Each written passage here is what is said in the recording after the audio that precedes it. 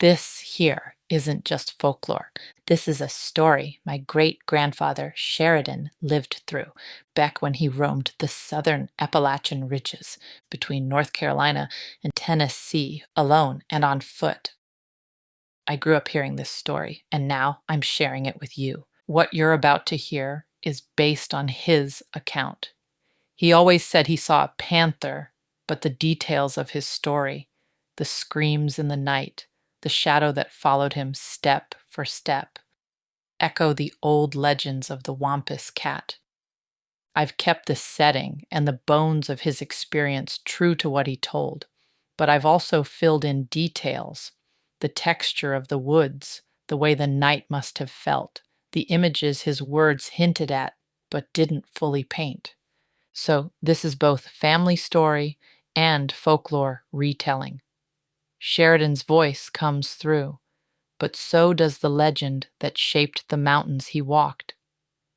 I can still feel the shape of those mountains under my feet, even now.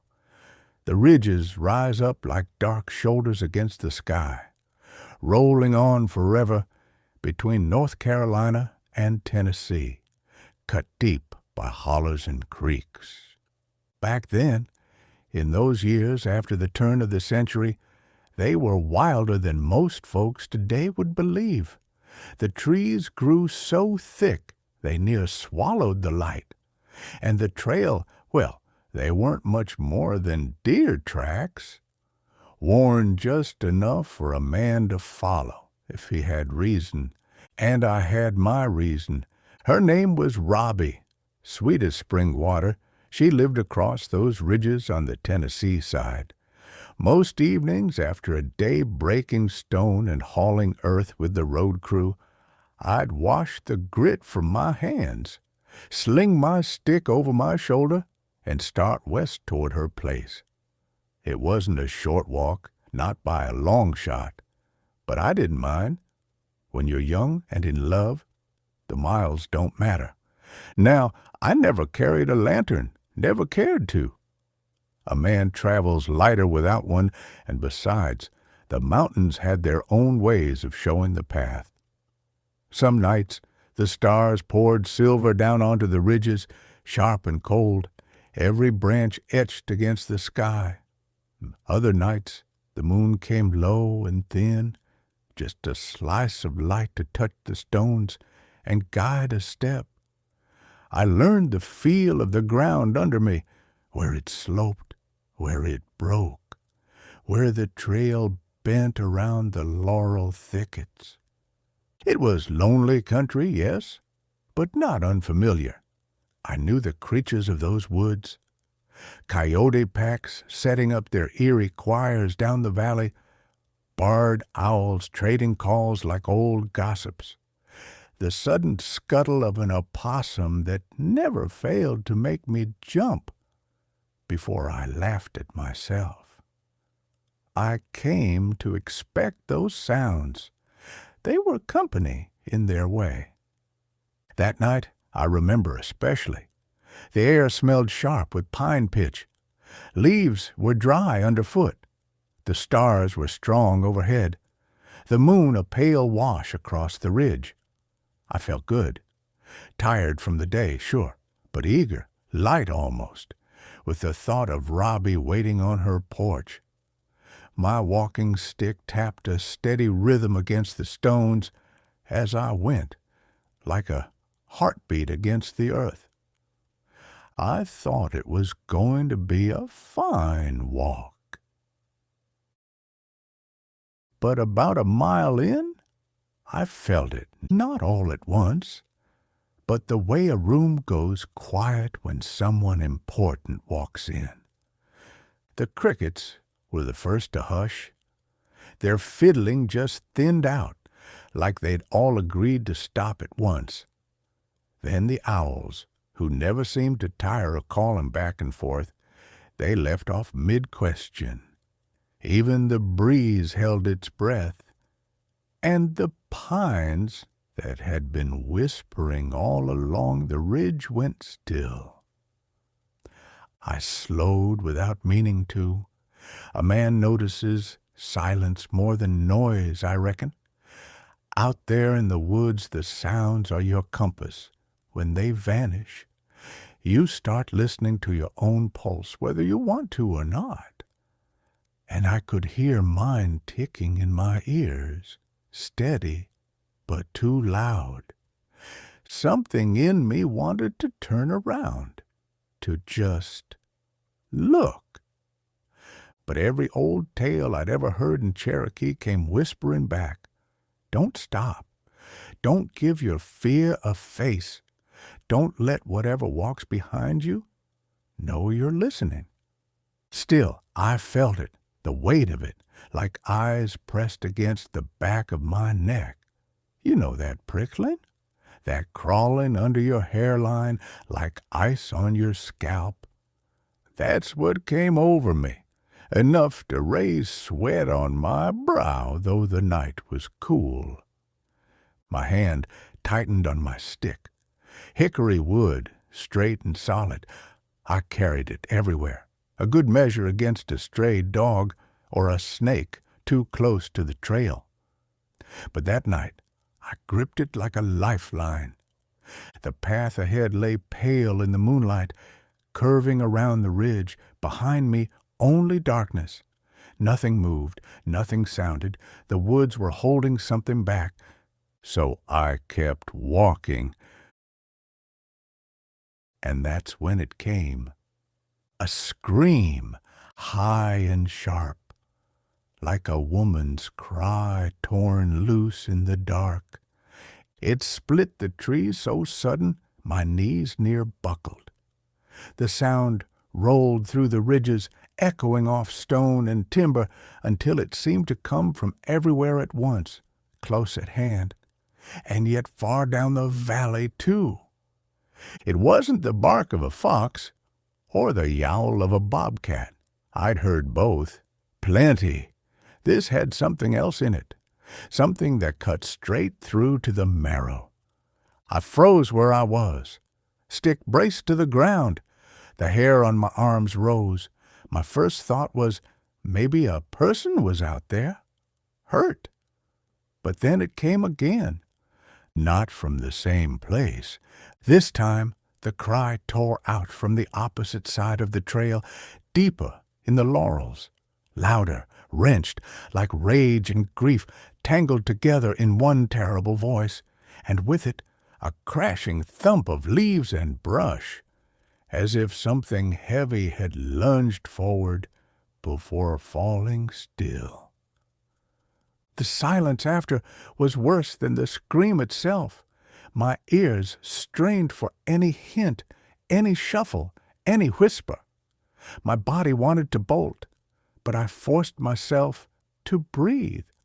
The third scream carried longer, higher. It quavered, almost human, then pitched down into a growl that rattled the ground under me. I swallowed hard and stepped forward again, every nerve in me alive. The trail wasn't just a path to Robbie's anymore. It was a stage, and something in those woods was playing its part, watching to see how I'd move. And I swear to you, I could feel it waiting. I quickened my step without meaning to. Not a run, wouldn't give it that satisfaction, but longer strides, the stick tapping harder against the stones. Each step echoed like I was the only living thing left in those ridges. But I wasn't alone. The moment I moved, it moved too. I couldn't see it, but I felt the rhythm of it, always behind me, always just out of sight. When I lengthened my stride, it answered with a surge through the brush, crashing leaves, the snap of twigs under weight, too heavy for a deer. And then another scream, so close I could feel the sound pass through me. I held my breath and kept on, eyes fixed on that pale thread of trail. Whatever it was, it didn't want to strike yet. It wanted me to know it was there, to feel its pace against mine. Once I heard it leap to To the right, heavy thump, silence. Then again to the left, testing the edges of me, circling but never showing itself. Every time it landed, leaves shuddered, branches whipped back. But when I looked, nothing, only shadow. The screams came at intervals, never steady, as though it was waiting for that moment when I'd begun to hope it was gone. That's when it would rip through the night again, shrill and raw, filling the valley. My hand was slick on the stick. My jaw clenched so hard it hurt, but I didn't run. The mountains had taught me one thing. A man running in the dark isn't running away from danger. He's running headlong into it. So I walked, and it shadowed me, step for step, breath for breath, until I could feel its eyes burning holes between my shoulders. And then the trail bent, and the moon found me. The trees opened a gap wide enough for the moon to pour itself across the ground. Silver light spread out like a shallow river, and for the first time all night I could see more than shapes. My shadow stretched long before me, sharp-edged against the rocks. That's when I felt it strongest, those eyes. I don't know what made me do it. Stubbornness, maybe, or pure fear, but I slowed, let my breath steady, and turned. Just a glance over my shoulder, quick as a heartbeat, and there it was. For the briefest flicker of time, I saw it crouched low at the bend behind me, long body, dark as coal, muscles coiled like a panther's ready to spring, but it wasn't a panther. The head lifted, and the light caught its face. Cat-like, yes, but not right. The muzzle too short, the eyes too wide, set with a gleam no animal ought to carry. And in that expression, Lord help me, there was something almost human, not a face I could call man's, not even close, but a trace of feeling I recognized. Anger, maybe, or sorrow, twisted sharp enough to become fury. The eyes glowed gold in the moonlight, and the moment our gazes met, my stomach turned to ice. I looked away quick, forced myself forward. Some things a man isn't meant to hold his eyes on too long. Behind me, the brush shivered. One more scream rose higher than all the rest, raw enough to tear the night in two. And when I glanced again, it was gone. After that glimpse, I knew better than to give it another. My eyes locked to the trail, my feet to the rhythm. Step, tap, step, tap. The hickory stick kept the beat, steady as a drum, though my hand shook so hard the sound wavered. Every nerve in me wanted to break into a sprint, fling myself down the ridge, get free of those eyes. But the old sayings clung to me. Don't give chase the chance. Keep walking. Keep your back straight. Act like you belong on the mountain. So I walked. The screams followed a while longer, ragged, torn out of the night like cloth ripping. Sometimes close enough to lift the hair on my arms, sometimes thrown farther off as if it had slipped to another hollow. The brush cracked and heaved always just beyond sight. Then, as sudden as it had begun, it started to fade. The intervals stretched, a scream far off down the ridge, then silence. Another, fainter still, until finally there was nothing but the empty hush of the woods. And then, slowly, the world came back. First the crickets, tuning their fiddles one by one, then an owl hooting soft from a branch overhead, cautious but steady. The night breeze stirred the pines again, carrying the clean resin scent I knew so well. I breathed deep, though my chest ached from holding everything tight inside. Step by step, I let the rhythm of the woods carry me forward. By the time Robbie's porch came into view through the trees, my legs felt hollow, my shirt clung damp to my back, and my tongue had no words to shape what had happened. She met me at the door, smiling like always, and all I could do was take her hand and sit quiet, pale and shaking. I never told her that night what I'd seen. I didn't have the words for it yet. But in the years that followed, I tried to make sense of that night. Most times, when folks asked, I told them plain, panther. That's the word we always used. Black panther, mountain lion, painter, different names, same beast. A big cat prowling the ridges wasn't impossible, not in those days. Plenty of old-timers swore they'd seen them. But the truth, when I said panther, it never sat right. A panther's a cat, nothing more. It don't scream like that while it shadow a man step for step, slipping from one side of the trail to the other. And it sure don't look back at you with eyes that carry meaning. As I grew older, I heard the old stories whispered in the town where I was raised, Cherokee, North Carolina. The elders spoke of her, the Wampus Cat, half woman, half mountain lion, cursed for what she'd done, doomed to wander the hills at night. Her cry splits the dark, and she hounds travelers through the woods, not always to kill, but to harry and haunt them, to remind them the mountains are hers. They'd say you can hear her before you see her, that she screams like a woman in mourning, then slips through the laurels so fast you'll doubt she was ever there.